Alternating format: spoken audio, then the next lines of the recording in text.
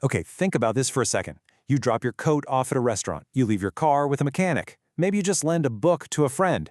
You've just done something that has a very specific legal name, but you probably have no idea what it is. Well, we're about to fix that. Let's get really specific. Picture this. You hand over your expensive laptop to get the screen fixed. It's not a sale, and you're definitely not giving it away as a gift. So, what is that transaction? What's the legal term for just handing something over for a little while? That simple, everyday act?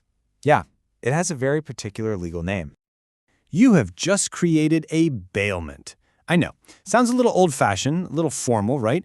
But it's the precise legal word for this temporary handover of your property. And trust me, once you get what it is, you're going to start seeing bailments absolutely everywhere. So what's the secret recipe? What are the key ingredients that turn a simple handover into this thing called a legal bailment? It's not just any old exchange. A few things have to be there. Let's break them down. Okay, so here's the official definition.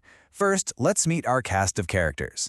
You, the owner of the stuff, you're the bailer. The person you hand it to, like that repair shop, is the bailee. And the most important part of this whole deal is that only possession changes hands, not ownership. You still own it, and the whole point is that you're expecting to get it back. It really just boils down to these three essential steps. First, there has to be a delivery. You physically hand over your laptop or, you give the valet the keys to your car. That counts too. Second, and this is the absolute key, you're only transferring possession. The shop gets to hold it, but it's still your laptop. And third, there's always the expectation of return. The whole agreement is built on the idea that you are getting that exact item back. All three of those have to be there for it to be a real bailment. One of the best ways to really understand what something is to get super clear on what it isn't. So let's draw a few lines in the sand and compare a bailment to a couple of other things you might be thinking of. Okay, first up, let's compare it to a sale. This one's pretty straightforward. It's all about ownership. In a bailment, ownership never ever changes hands. But with a sale, transferring ownership is the entire point. The buyer gets the item for good. It's theirs now. No one's expecting it to come back. Now, this next one is a little more subtle, but it's so important. Let's stick with the car example. If you give your keys to a valet, you've given them control of your car. They can move it, they're in charge of it, that is a bailment. But what if you just drive into a parking garage, find a spot, and take your keys with you? Well, you haven't transferred control at all. You've just been given a license, permission to use their space.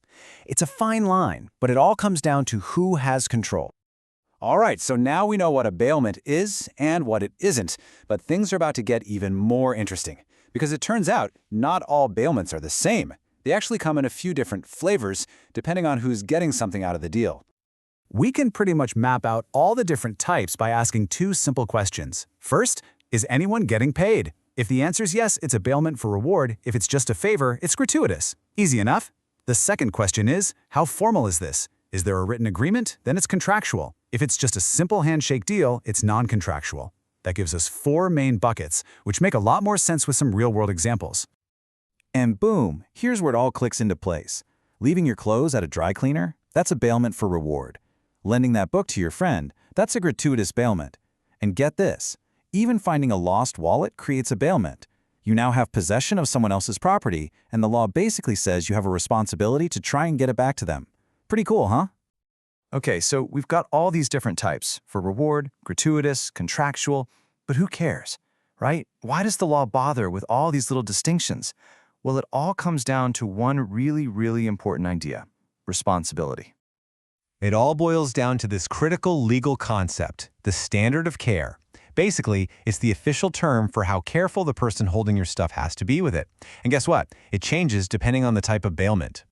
Yeah, the source material makes this crystal clear. If somebody's getting paid to look after your stuff, like that laptop repair shop, the law holds them to a higher standard. They need to be really careful. But if someone's just doing you a favor for free, like your friend borrowing your book, the standard of care is lower. They can't be reckless, but the legal expectation isn't quite as high. And that, right there, is the real-world consequence. That's why this stuff actually matters. So there you have it. The hidden legal world behind checking a bag, borrowing a lawnmower, or dropping off a package. Now that you know the rules, you'll start seeing these simple handovers in a whole new light, knowing there's this entire system of responsibility holding it all together. So, I guess that just leaves one final question. How many bailments will you create this week?